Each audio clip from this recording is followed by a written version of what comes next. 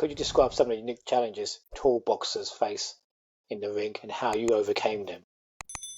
I think the number one thing that everybody tells every short fighter to do when they're fighting a tall person is just rush them, crowd them, rush them, crowd them, rush them. Don't let them get any punches off of you. Keep your head in their chest. That's the first thing. Get as close as you can so they can't throw punches. So my thing, what I did is, like I talked about earlier, is I developed my jab as much as I could. And this is where the whole argument of being flat-footed versus being on your toes versus in between versus bouncing becomes very, very yeah. It's very okay. interesting you mention that because I've heard as well, fighting a taller boxer, you got to use in and out movement. That's one of the methods. So now think about it. What's your view? So this is how I look at it. If I'm tall, upright boxer, all right, there is no way I'm gonna get out of your way if I'm flat-footed. I'm gonna lose that split second. My rear heel is gonna have to be off the ground, or my front heel is gonna have to be off the ground. And so what people truly misunderstand about the flat foot versus, your heels up, it doesn't matter. It really doesn't matter. You know what I mean? Because I could show you a video of somebody being flat-footed and not getting punched. I could also show you a video of somebody being flat-footed and getting destroyed. I could show you a video of somebody on their toes not getting punched and landing like crazy. You know who? Every single Cuban fighter that's ever won an Olympic gold medal, guess what? They hardly are on their heels. Will they sit and on their punches? Yes, they will. How do they move? They can punch off their toes. They're moving and they can punch off their toes. Watch every single Cuban fighter, and it's kind of the same thing. They dance in a ring, whatever. Will they get flat-footed? For sure. Can they generate power off of their toes? Not off their toes, I'm sorry, the midfoot. Can they do that? Yes, they can. So that's a perfect example. Can I show you people that are on their toes and get destroyed? 100%. And that's the problem that I think we live in. We live in an age where I can show you a snippet that will support my confirmational bias. Listen, I've always been in the aspect of, I learned early on from watching guys like Tommy Hearns, James Toney, Gerald McCullum, Evander Holyfield, all of them. They all did things differently. And guess what? They were all very, very successful fighters. There is no one commonality between them except consistency. And so you'll have people that will say, oh, as a tall fighter, you need to be able to evade punches, whatever, and use your reach. Yeah, you have to use your reach. But without your feet, which I believe is like your first set of defense outside of your brain, you need to be able to move. And you need to be able to move fast and efficient. And sometimes the only way you can do that is by being on your toes, because that split second that both of your heels are on the ground, you lose a split second. That split second is you getting caught with a hook or you evading a hook. Because punches travel much faster than most people think. And by the time you see it and you're trying to move, it's either you can jump back on your toes, you can try and lean back, you can lean back from that hook or duck or whatever it is, you can still get caught.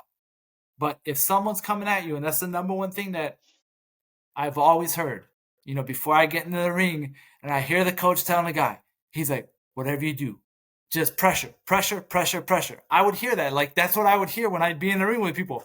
Pressure him. Motherfucker, keep pressuring him. You'll break him down. Just keep pressuring him. I'm like, no, you're not going to break me down, because I'm just going to move around the ring. Or I'm going to sit there and I'm going to wait for you to come in, counterpunch you, and then move around the ring. And so I think that is like the thing that most people miss. Boxing is not a black and white sport. The only thing that I think that you need to learn is to learn not how to get hit and how to hit. That's it.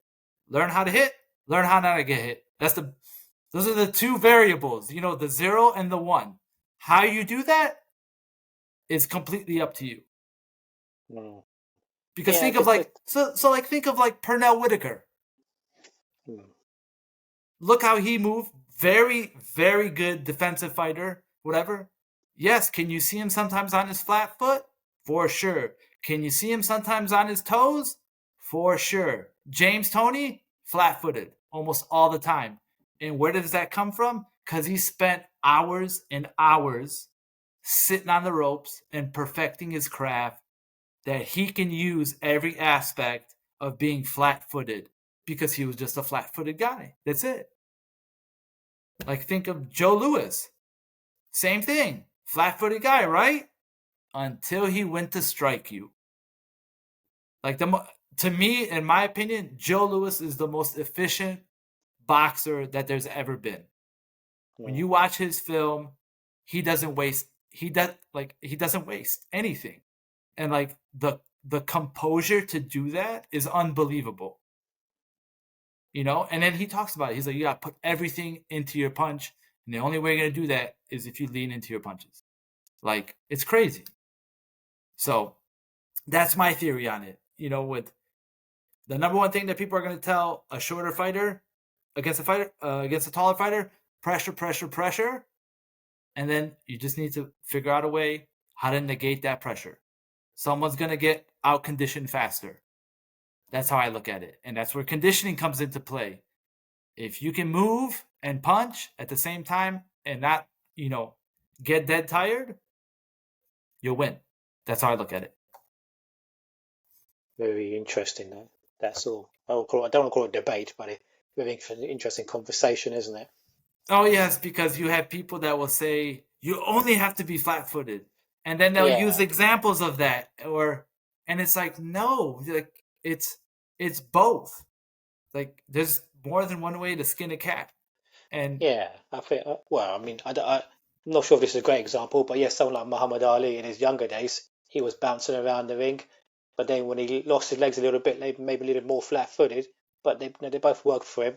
I'm not sure that's a great example, but that is a great example. He did both, and he was successful at doing both. I get it. He got older, his legs, and that's it. He readjusted. Yeah, and I think maybe we've spoken about this in the past before. I believe Ali was the greatest heavyweight of all time. He was more balls of the feet bouncing. Greatest cruiserweight of all time, probably Evander Holyfield or Alexander Usyk.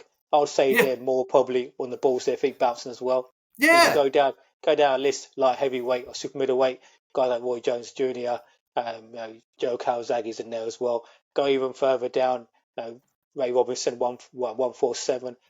Oh no! You can't bring Ray Robinson into the conversation because most people that say that Ray Robinson is the best fighter in the world have never watched a single video of Ray Robinson fighting. They just say it because everybody else says it. It's like saying the Mona Lisa is the most beautiful painting in the world. Why? Because something has to be the most beautiful painting in the world. Just like someone has to be the best boxer ever. And that's Sugar Ray Leonard. He's been designated that person. So you can't change that. But most of these guys were the best in their weight class. And probably been more on the balls of their feet bouncing, I would say. Yeah. Which is an interesting conversation as well. Yeah, and I think that's the other thing is and the lighter weight fighters. Would you call them flat-footed? No, it's not. Like, I mean, that was like it's not to be stereotypical, but if you're a smaller guy, you don't have a lot of power. How you most of those guys are not generating power because they're sitting on their punches. They're generating power because they are using the force of their 106-pound body to move forward behind that punch. And a lot of it has to do with their timing as they're jumping. You get what I'm saying? Or they're timing the guy coming in. And that's why I think, like, you can't debate and says that this one thing only works in boxing. The only one thing that works is that you either have to hit someone and then you have to not get hit. Those are the only two things that work. Hit and then don't get hit. I mean, that's it. It's binary. That is boxing. Yeah. That is boxing. I agree. Both styles will work. It's got to depend on what type of fighter you are, isn't it? But yes, interesting conversation. So, what are specific principles or philosophies that you believe are crucial for success in boxing? We've mentioned hit and don't get hit, but I'm sure everyone would like you to expand more on other aspects as well, not just. So I think the most important aspect is consistency. It's it sounds cliche, but it is consistency. Like, listen to anybody talk about anybody that has become extremely successful at boxing. It is consistency, like for a long period of time. Like Bernard Hopkins, he talks about it. He's like, he's like, I'm in bed by 11 o'clock every single day, every single day, and never go past whatever 11 So you o'clock mean unless it's. consistency in your whole life, not just in the gym. You mean as a total life routine, being Yeah, I think consistent. that's what it is. What Like time you sleep, what time you wake up, what time you eat, yeah, what yeah. time So you train. it sounds kind of obsessive, but I can tell you right now, like when I was training for national tournaments, I would either run sometime in the morning or I would run in the evening. And if I didn't run, I'd go play basketball, all right, to do something completely different. I would have a training session, say like 3 o'clock, 3:30, maybe at 5 o'clock, maybe 6 o'clock. And then my dad and we would go do some type of technical work for 15 to 25 minutes. Very light. Like I would maybe put on gloves, maybe not put on gloves, but consistently training for a tournament, it'd be like 3 times a day working out. There'd be a run session, there'd be a gym session, and there'd be a technical session, 15, 20 minutes, 30 minutes. Doesn't have to be, killer. And that's what I would do. And I think people say, oh my God, how could you train 3 times a day? I was like, it's called, number one, acclimation. My body's acclimated to it. I'm not killing myself when I go for my run. I'm not killing myself when I go to the gym. And I'm definitely not killing myself when I'm learning something technical. And I remember, like, we would sit there, my dad and we would work on jab, pull, jab, pull, jab, pull. Like it's still to this day, like I know, like automatically we would work on it. Jab, pull, jab, pull, jab, pull. And why would I do that? Because I know that as soon as I'm gonna hit somebody with a jab, they're gonna come with me with their right hook, with their left hook, or they're gonna try and crowd me with their right hand. As a softball, that's what they're gonna do. They're gonna try to time my jab, and they're gonna try and come over it with the hook. So if I pull, I'm either gonna flick a jab right back in your head, or I'm going to get out the way. And I remember we would work on that religiously. The same thing. Jab, pull, jab, pull. And then if we didn't do that, we would work on the check hook. Like he would just walk in and I'd just be like, boom. And so one of the things that, when you look at becoming successful in boxing and all this is it's not only consistency, but it's your ability to learn and your ability to absorb. And I think this is just my opinion. When you teach it, when a kid gets involved in boxing or if he's around it or she's around it at a young age, he will be much better to absorb information that you're going to give them because they've already seen it. You get what I'm saying? Not to saying that a person with dedication and all that will not learn it because it's happened. There's been tons of like Bernard Hopkins is a perfect example. He didn't start boxing until what? Oh, I don't remember if it was before he went to prison or after he went to prison. I can't remember, but he started at a late age. He's a pretty successful boxer. There's a couple other guys as well. So is it possible? For sure. You just have to have the work ethic and consistency.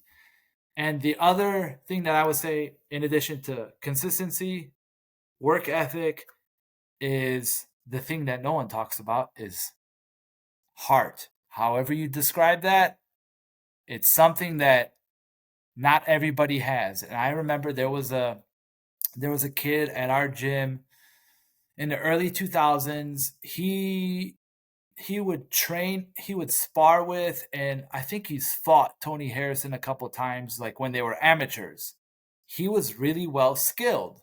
The problem is he just didn't have the heart. You know what I mean? Like, and I don't know how to explain it, because that's something that you as a coach, me as a coach, we can't give you that. That's going back to the whole gray wolf story, is either you want to become or you don't want to become. And there's nothing that the teacher, the father, the coach, the person that's trying to domesticate the gray wolf can do, because if it doesn't have that, thinking, that mindset, that DNA or whatever it is in them, there's nothing you can do. It's like trying to turn on lights, but the cords aren't hooked up, because there's no cords hooked up to the light. It's like, keep flicking all you want, it's never going to turn on. And I think that's the big difference, and that's with anything. You know what I mean? There's one thing that's the unknown that a coach has to have. Like, you have to have that ability you need to know how to lay off. You need to know how to, you can't grind the guy into the ground or the girl into the ground, because they're going to wind up resenting you. There's a time and place for that, 100%. But you need to know the gauge, and you need to measure, like, if that person does or doesn't have heart. You get what I mean? And it's a very tough conversation. Very, very tough conversation. I mean, we both probably seen it in gyms with the kids. You have a talented kid, and then you don't really find out until they're in that situation when they're sparring and the pressure's on them. So then you sort of find out what's going on, and all of a sudden you realise, like I said, it's a difficult one, isn't it? Because you can see maybe there are some kids who still have so much talent, but just something in them is just holding them back. And you can't. It's very difficult to sort of change that and get that switch back on. And so here goes the thing that I've seen happen in my time in boxing, and it's happened a couple times.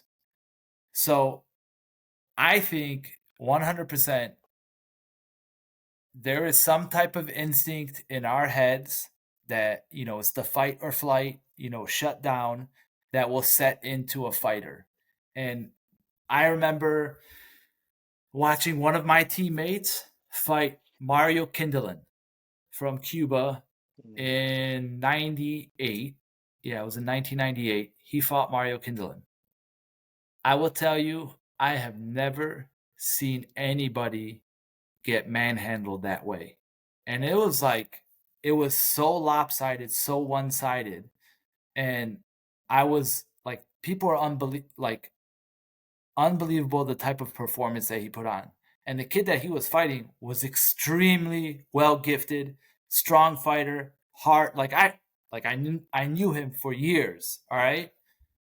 After that fight, he was never the same fighter. He never had that competitive spirit in him again, and he just kind of fell away. I've seen that happen to two different fighters, that they were in the ring, they were in a fight, they just got manhandled. You know what I mean? And it's like, not to the point that they got knocked out or anything like that, because that's a whole different thing, but they just got, beaten so bad that's like, oh my gosh, man.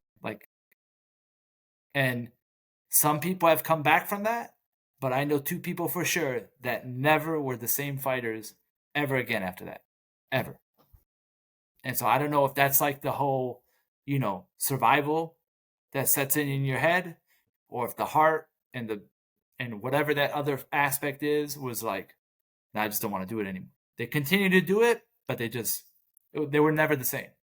And that's happened with pro fighters too. There's many to name, but I know personally from two fighters that I knew really well that happened to, and they were never the same. Well, I'm sure some would say one of the guys we mentioned here, Jeff Lacey, you beat in the amateurs, that he was never the same after Calzaghe beat him the way he did. So, yep. Yeah. On the flip side of that, you've got guys like Sugar Ray Leonard, Joe Louis. These guys had that killer instinct, which people just No, you can't. Can you teach that killer instinct? Where does it come from? It's I don't know. just on the flip side. And also Yeah, Ray Leonard, Sugar Ray Leonard, Muhammad Ali. If these guys are losing a fight, they could somehow pull it out of themselves to claw back and win that fight. Just totally turn the tables. yeah, You obviously know about Thomas Hearns and Sugar yeah, Leonard that first fight. Uh, how Leonard was losing that fight, but yeah. somehow he knew it was behind on the scorecards, and he just raised his game to another level. How do people do that? It's just something Yeah, inside them, isn't it? yeah. And that's the other aspect. Is it a combination of the fighter and the coach or whatever? And that's the thing is like it just that's why I love that analogy of like it's the gray wolf, and then whoever is helping that gray wolf become something, because you have to have all those pieces if you want to become something different and to become a successful athlete, whether it's boxing, baseball, football, anything. There's that other element that you and I can't describe, you and I can't instill in you. It has to be there. Just like there's that other element that you have to have as a coach or someone that's teaching somebody, that if you don't have it, you can have the best talented player in the world, but it's not going to help you. So Yeah, yeah. So why do you think Kronk has not been able to maintain his success from his heydays in the 80s and 90s? When do you think we'll see a return to glory? But maybe, I mean, the regional facility and recreation centre that's not that's not there anymore. But there is a sort of I know there's another Kronk Gym in Detroit now. yep. But I suppose as Detroit in a whole, when do you think Detroit has? Because Detroit and Philadelphia, two very well known, rich history in Yes. boxing. Joe Lewis, that was Detroit. Yeah. A lot of rich history. So when do you think Detroit will see a return to its sort of glory days? So this is like one of the things that my dad would always say when we were fighting, and we were coming up, is in the 1990s in Detroit, the city of Detroit, I don't think there was anybody outside of my brother or myself that won a national title. Wow. I can't think of it right now. So in 1984, Kronk had 4 people that were on the Olympic team, and I don't know how many people went to the Olympic trials. So there was Tate, there was Breland, there was McCrory, and I can't remember the 4th guy. But there was 4 guys that were related to Kronk, had trained at Kronk. Were they there all the time? No, but they had ties to Kronk that were on the Olympic team. How many were in the Olympic trials in 84? Probably more than 4, but that's before my time. I don't remember that. And what it was in the 80s, that could have been different. In 1980, could have been different. So fast forward to 1992, there's only one person that I know that was in the Olympic trials, and his name was Tarek Salamasi. So he was in the 92 Olympic trials. Yeah, I follow him on Instagram. Huh? I follow him Yeah, he's on a good friend of Instagram. mine. He's a good friend of mine. Yeah, so he's a good friend of mine. So then in 1996, there was my brother. Nobody else from Detroit. And the only other person that I remember was Floyd Mayweather from Michigan, excluding the Marquette Boxing Club, which was part of like the United States Olympic Training Center, because those guys didn't count because they weren't all from Michigan. They all came from all over the country. So from Detroit proper, you have my brother. And then in 2000, the only person was myself. So now this is how my dad always said it. He's like, nobody's training or concentrating on the amateur fighters at Kronk, the actual Kronk gym. There was another gym that was affiliated. There were 2 gyms that were affiliated with Kronk. One was called Herman Gardens, and that's where Eddie Carr trained Obakar and Tarek Salamasi. That's where they started at. And then eventually they migrated from that boxing gym because I believe they shut down the boxing gym and they moved to Kronk. And then there was Cannon Recreational Center. So Cannon Recreational Center the guys that trained there, they came to Kronk sometimes, but they wore the Kronk colors because they were, sponsored by Emmanuel Stewart, I believe. And a lot of those guys that fought out of that gym, they were good amateur boxers. Like one of them, Rydell Booker, he's fought recently, but he was one of the guys that went pro. He's fought, God, I don't remember how many times. But, that's it. Like he was the next guy, like after me, that went to some national championships. There was another guy, but I believe he was from Cleveland. And so that's what it was. The focus on the amateur program had fallen apart in the 90s. Like after, I would say 98, 99, there was no big focus on the amateur program, because I remember like when I was fighting as a 10-year-old, 12-year-old, I remember these kids that used to go to Cannon, and they were my age, a year younger, a year older. And then by the time we were 16, there was only maybe 3 of them left. And then there was a couple older guys, and then that's it. Some of them turned pro. Some of them left boxing completely. And then, the handful of people that did train, at Kronk at that time, it just never came to fruition because the focus was on, the pro program. You know what I mean? And there's nothing wrong with that, but I think that's one of the things that hurt, boxing in general. So there's 2 things that hurt boxing in general: the shutting down of the rec centers, but also the loss of the focus on an amateur program within Detroit, consistently, bringing fighters out of Detroit. And it's kind of sad, but that's kind of what happened.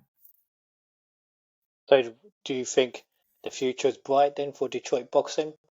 Is it blight? I don't know. Bright? Yeah.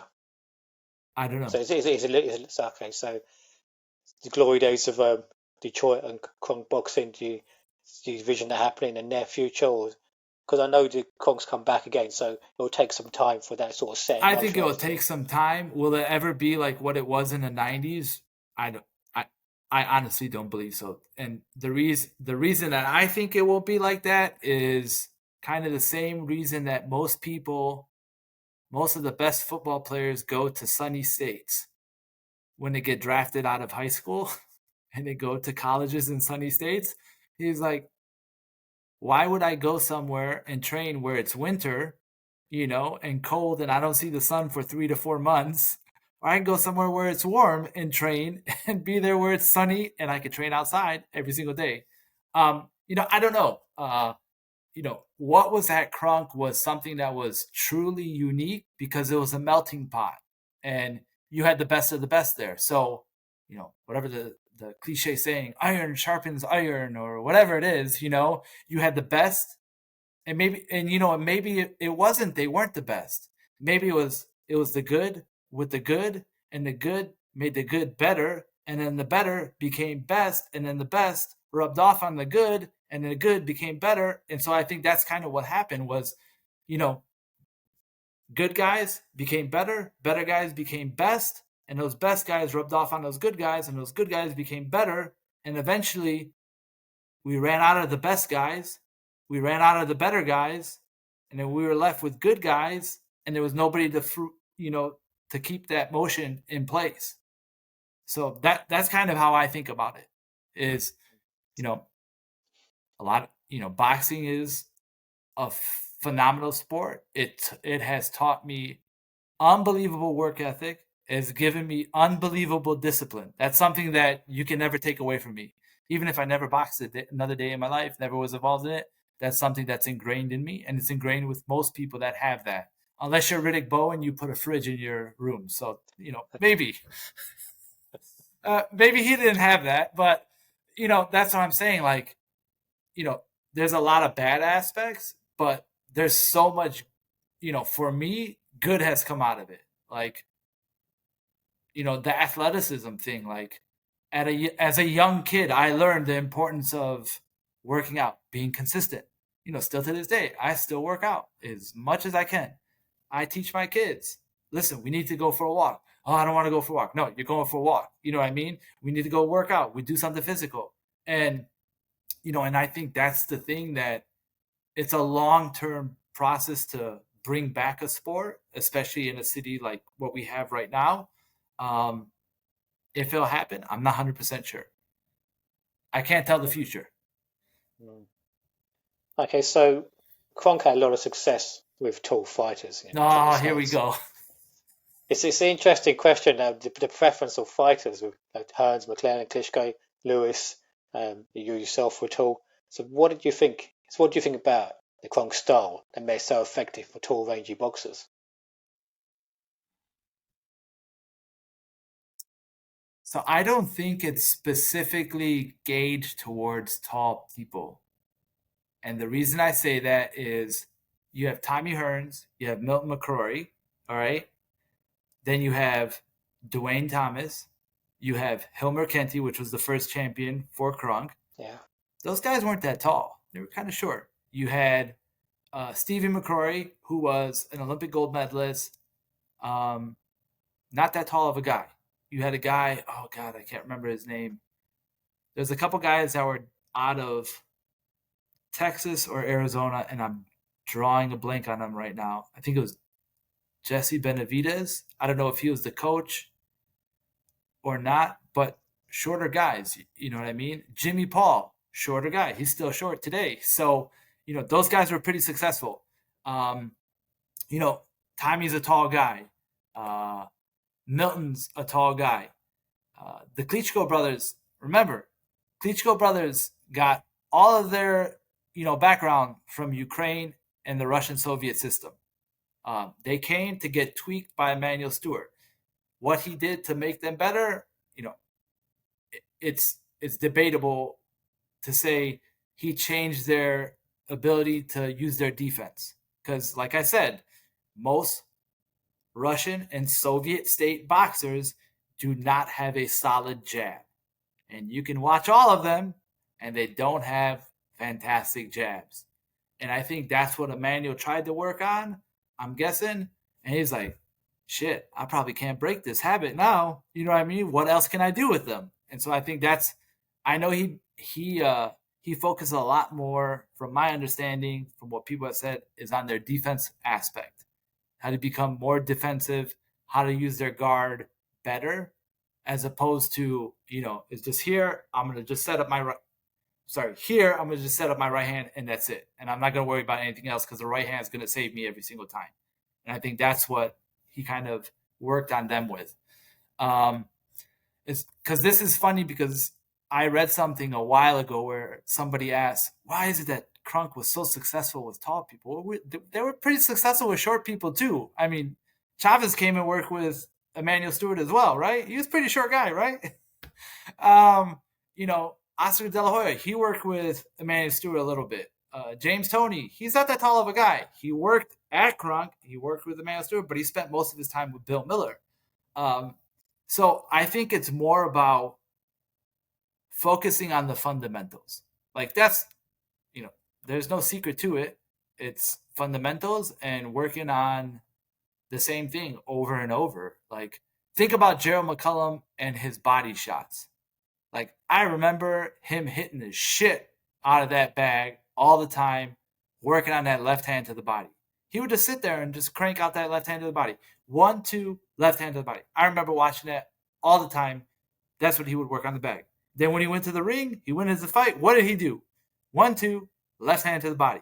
And he would break people down with that liver shot when he caught him. It's interesting you mentioned McLennan's liver shot, because Thomas Hearns also another Kronk fighter like McLennan. Hearns probably wasn't noted for his left hook to the head, but he did have a great left hook to the body as well. Yep. So is that something to do with what you mentioned about Joe Louis, Detroit boxer, leaning into punches? I've heard James Toney say the same thing, leaning into punches. So leaning into the right hand, for example, lends itself to a better left hook to the body. Yeah. So I mean, and that's like, it's like physics, okay? Like, if I'm going to shoot my right hand, my shoulder's going to go this way. My weight's going to shift to my left foot. how do I bring that power back? I can either rotate into it or I could bring myself back. So if I bring myself back to for me, it would be my left foot, but for a conventional fighter, I would bring my weight back to my right foot, or I can rotate into that punch. Those are two different things that you can do. Will they have the same effect? It depends on the situation. You know what I mean? And so that's the other thing is, like the liver shot and the left hand to the body is something that Kronk is really well known for. But if you, and this is me like going back in the day, whatever, if you look at some of the old Cuban fighters from like the 70s and even look at them in the 90s, in the early 90s, and you look at how those southpaws and even the Russians, how they threw that left hand to the body because they knew that as a southpaw, whatever, it's a long reach.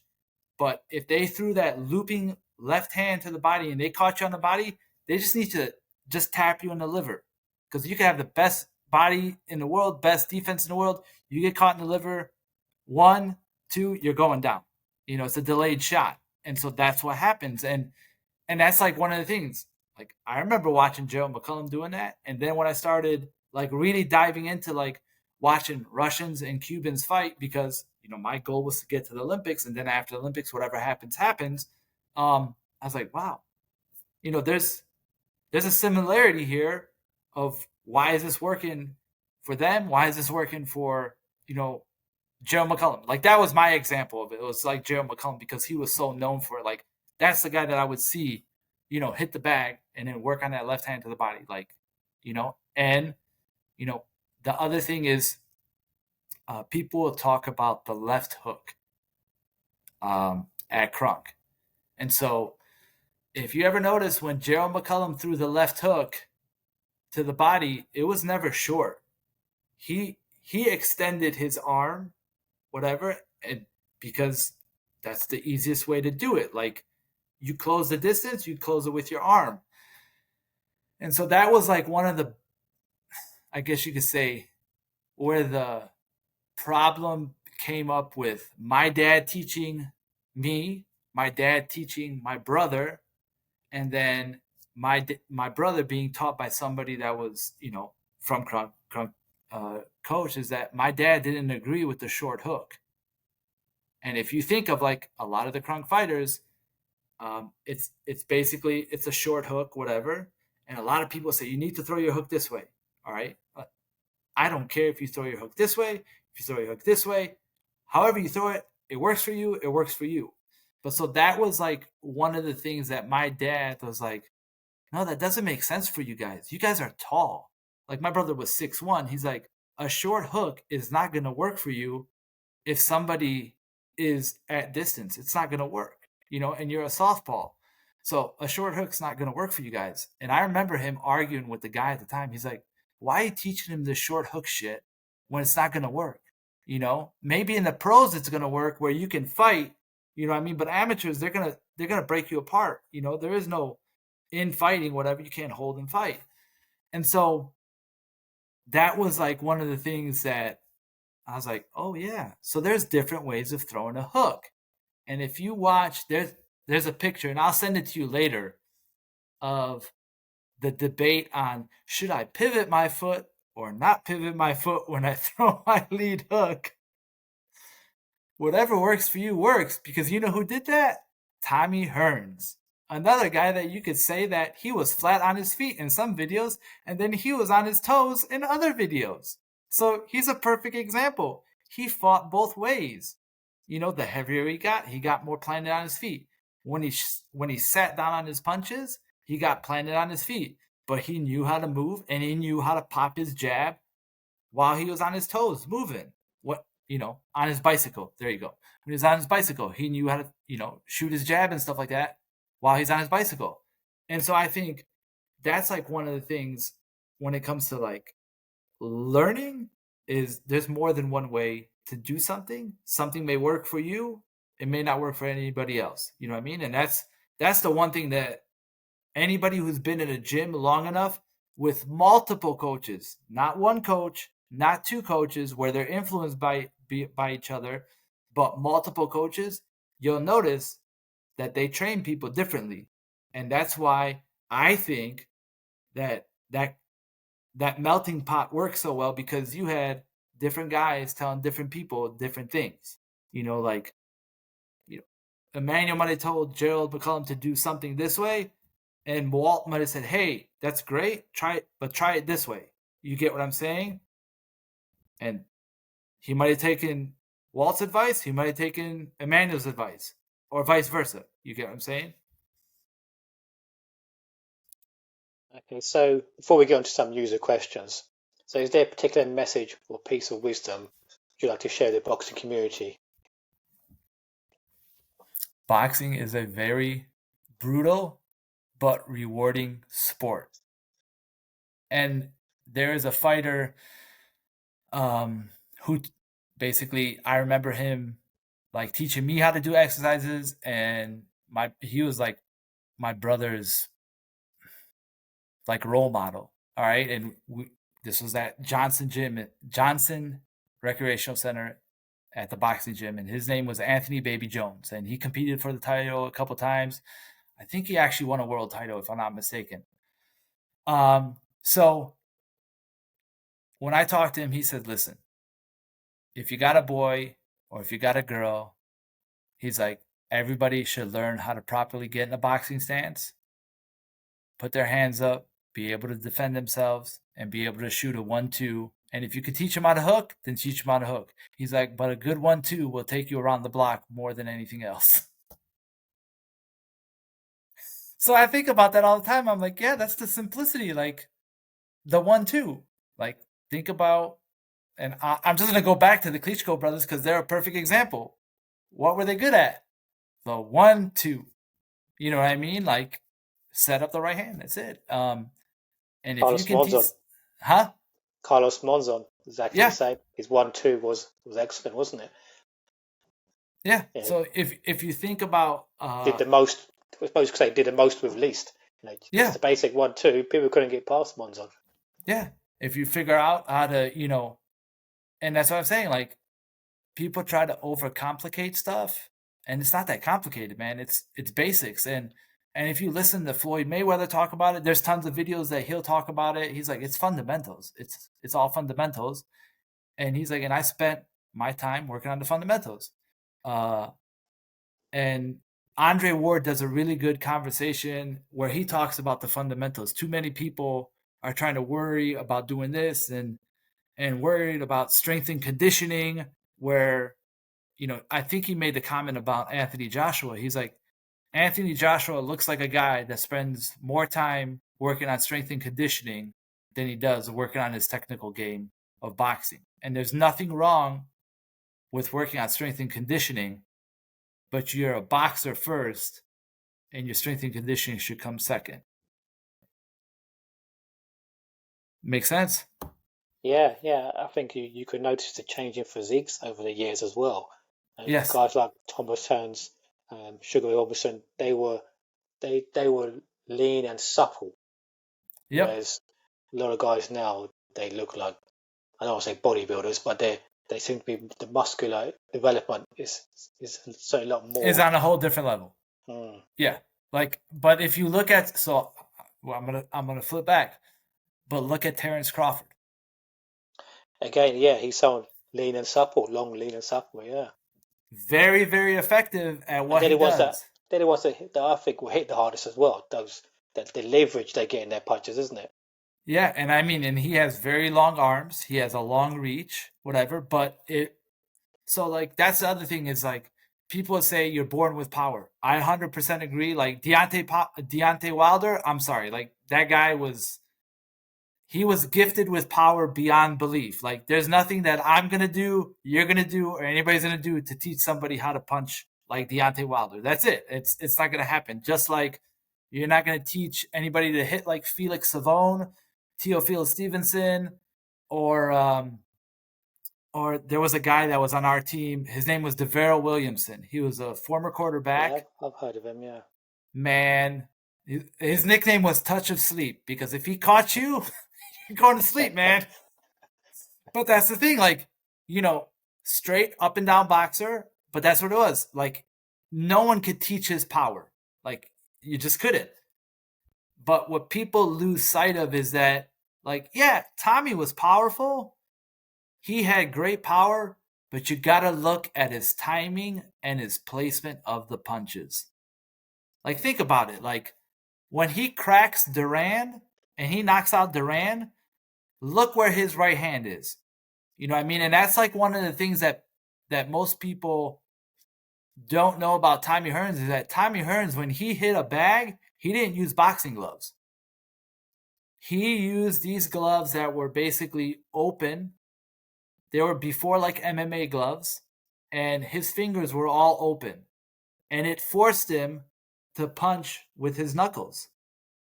And I remember having a conversation with him, and I'm like, I don't need gloves like that. He's like, well, if you don't need gloves like that, that's fine. He's like, I know you have a bag at home. He's like, work on the bag. He's like, as light as you can. And he's like, and just focus on hitting with your knuckles. So it's like a down, like timing at the last downward motion. You get what I mean? Because a lot of times when all you learn how to hit with is the gloves, your hand is like this. So when you go hit, this is hitting the person first.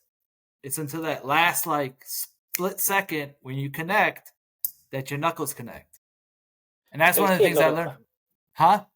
Sorry, carry on. And that's one of the things that I remember him explaining that to me, why he wore those specific gloves that he wore. And that's like one of the things that somebody, I don't remember who made this comment. That was one of the things that Tommy had problem when he first started fighting as an amateur. He couldn't turn his punches over. There was no power behind his punches. And who corrected it? I'm not sure if it was Emmanuel or if it was somebody else that corrected it, where they got him to punch through on his knuckles. And then it just exasperated and became a much more focus of him when he became pro. Like, look at when he lands punches, whatever.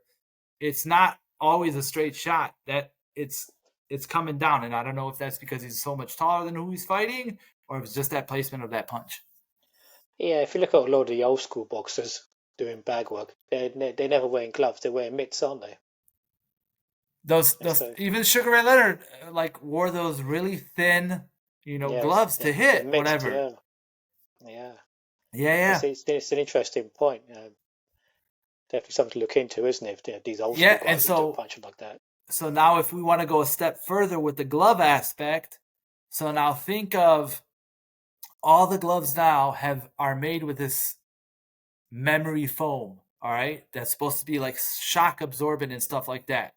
Well, the problem that happens with that, and this has been proven, like when you think of people that run on turf versus people that run on grass, and they've done studies on this in NFL, in the NFL and in the NCAA. So they found that people that run on turf or play on turf have a much more higher incidence of issues with their knees and their hips and their ankles. So now think about it, why, as opposed to people that run on grass, they don't have that issue. Because when you run on turf, you have a bounce that comes back at you. So when your foot hits the ground, instead of you absorbing it, you're not absorbing it. There's a piece of shock that's coming from the rubber into your leg, and it's like rebounding into it. It changes your natural running style and how you absorb things, and that's why people have so many injuries when you look at people that play on turf versus grass. I'm not making it up. There's research out there, whatever. So now you have gloves that are supposed to absorb the shock from when you hit a bag. Well, what do you think you're doing now? You're teaching people how to hit incorrectly, because the gloves have so much padding now. So when you hit the bag, your hand will rebound. And I know because it's happened to me, because I changed gloves one time. I'm like, my arms were trashed after changing gloves. I'm like, what the hell happened? And I looked, whatever, it's memory foam. It's like a reflexive foam in it. That's, someone sent me some gloves, whatever. I tried them out. Never put those gloves on my arms ever again. And so that's the other thing, is like, you got to look at the gloves that you're wearing. Now, I tell people, like, if you want to learn how to hit properly, get in front of a heavy bag, and all you got to do is just lightly touch with your knuckles, and eventually you'll get the motion. It's not about hitting the bag hard. It's just learning the motion that you learn how to hit with your knuckles, as opposed to when you have a glove on, no matter what you do, you can squeeze as tight as you can. This is going to hit first. Unless you, like, even if you squeeze as tight as you can, there's that piece of material that's in your gloves that's going to force you to keep your hand open. Interesting. Yeah. So going on to user questions, I'm sure this one is probably a question quite a few people want to know about, and they're asking, do you know of the misunderstanding between James Toney and Emmanuel Stewart? I'll tell